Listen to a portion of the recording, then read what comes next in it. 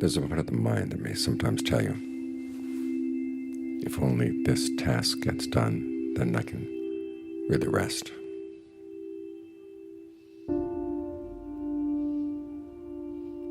But then how many tasks have you done?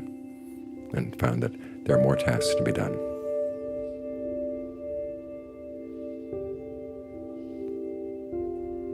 The work of the world is never done. When people retire, it's not because their work is done, it's because either they're too old and too weak to do the work, or they get pushed out. But the work is not done. The world is a work in progress. And you can't wait for the work to get done. For the mind to be able to really rest, you have to learn how to take rest in the midst of this construction site.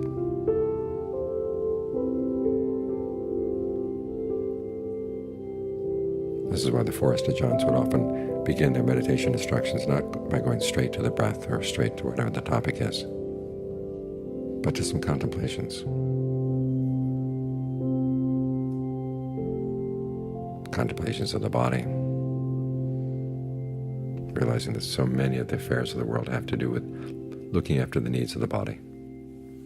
And yet, what have you got? Liver, kidneys, spleen, stomach, lungs. Nothing you would like to invite over for dinner for conversation.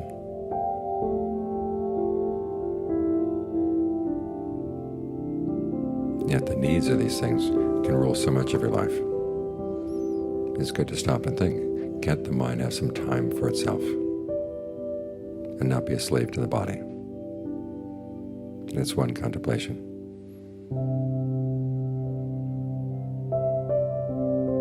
You can think about how all the affairs of the world are inconstant, stressful, and not self.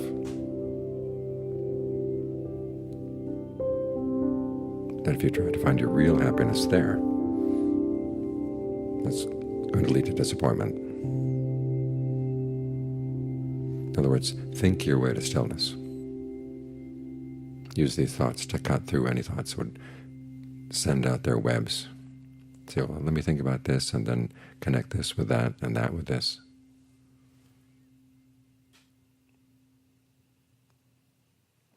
Any thought that extends in any direction, just think of your mind cutting through it. There's one of the Forest of Johns who was an expert in making axes. He'd like to talk about how you should think of your having a knife in your hand. And anything that makes a connection anywhere, either in the body or in the mind, just cut right through, cut right through.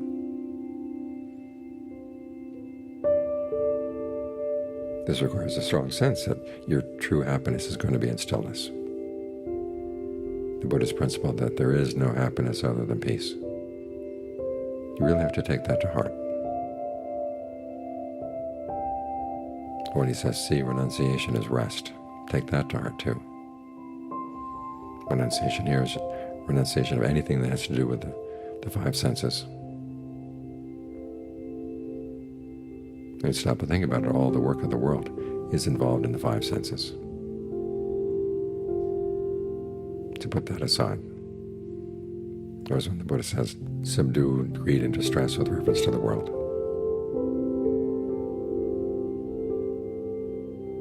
Use that thought. Anything that's an affair of the world. Gain, loss, status, loss of status, praise, criticism, pleasure, and pain.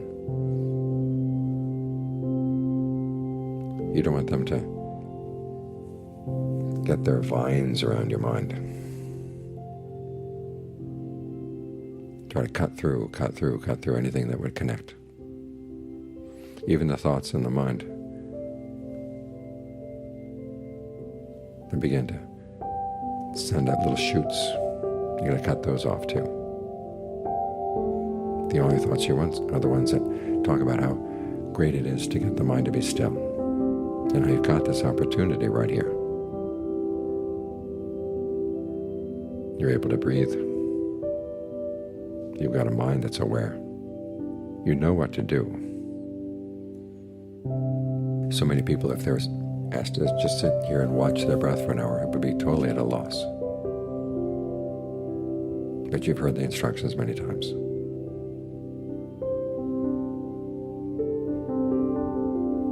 And you know that they're for your well-being.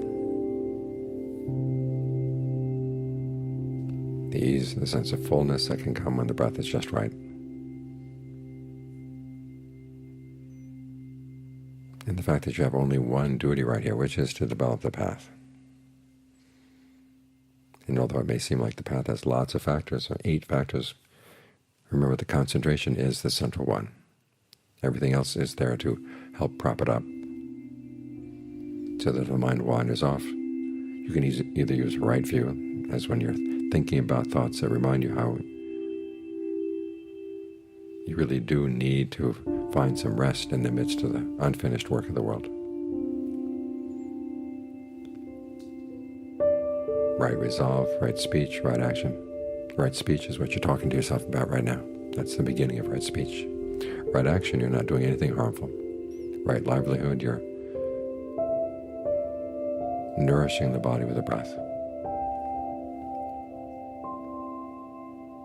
Right effort, you're trying to stick with the breath as best you can. Right mindfulness, you're with the body in and of itself, to the breath as you're experiencing it right now.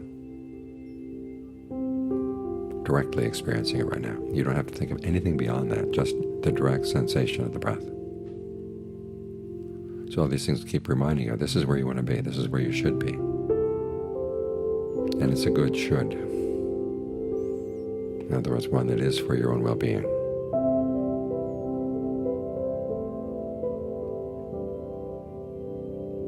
You're being asked to exercise your freedom.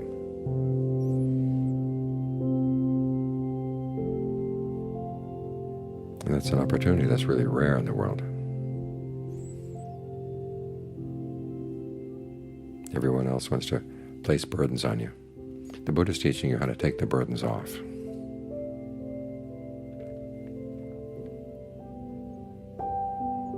The problem is we've internalized so many messages from outside about how you have to be responsible for this, you have to worry about that.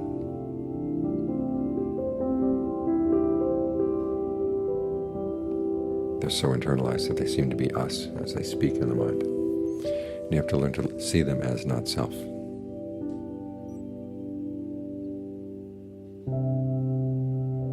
We think about not self as a perception that comes way at the end of the path. But it's useful all the way along. After all, even before you practice, you're not selfing things.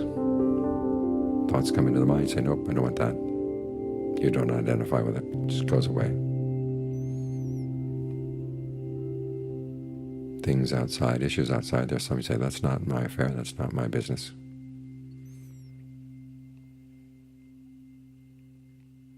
So the mind is already used to not selfing. It's just a question of learning how to do it skillfully. Because sometimes we not self things that we really should be responsible for.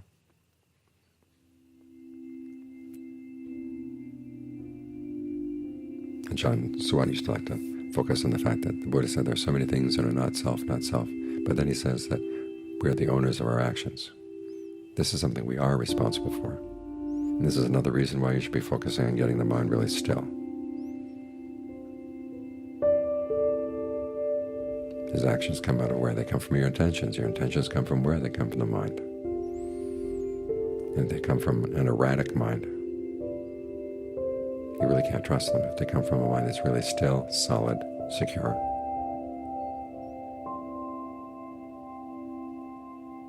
then you can put some more trust in your intentions, more trust in the fact that you're going to be shaping your life in a good way. So when you think rightly, everything points to getting the mind to be really still and appreciating the stillness, appreciating your opportunity to be still. Even if the mind can't settle down, it still feels antsy about this, that, or the other thing.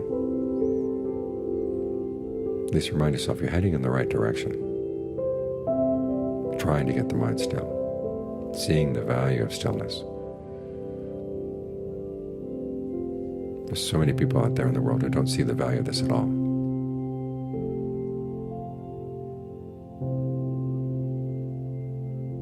But you've learned that this is worthwhile. There's that Stephen Colbert question, Buddhism, huh? You wrap yourself up in a cloth, go sit under a tree, and you breathe? Well, yes. And you'd be amazed at how many good things you can find in the mind if you just sit here and breathe. Watch the breath, watch the mind. Try to keep the two together. Adjust the mind so it's happy to be with the breath. Adjust the breath so it's a good place to be for the mind.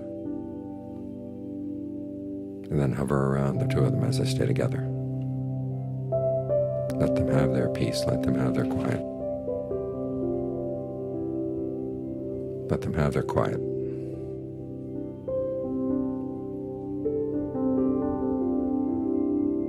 Because a lot of really good things come out of the quiet mind.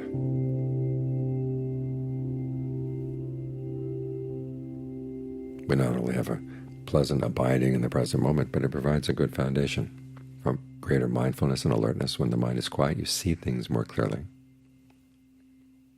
You have your wits about yourself. One of the functions of mindfulness is to recognize when something unskillful has come up in the mind, and you want to nip it in the bud as fast as you can. Well, the more quiet you are, the more likely you'll see it.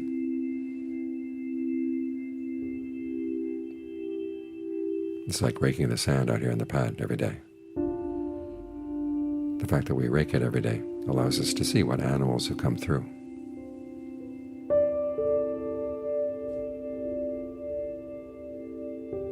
So sweep the mind. So any little footprints of any thoughts will show up immediately.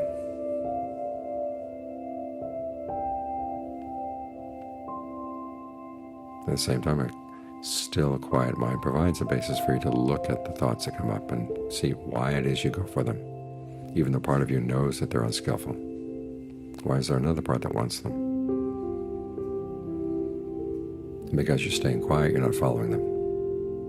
You get to see them for what they are.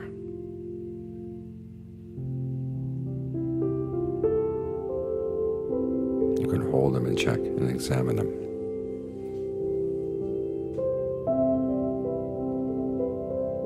So this is a good place to be, not only for the sense of well-being that it gives you while you're right here,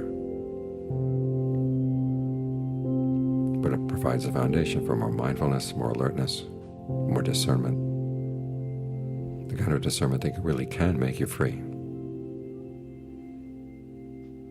even from the need to do concentration ultimately.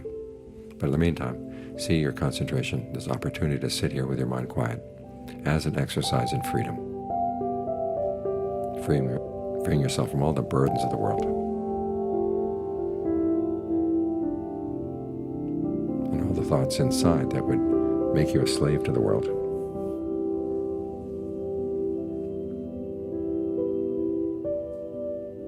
And learn to fully appreciate how good it is to be here, fully present. Your awareness filling the body, the breath filling the body, sense of ease filling the body.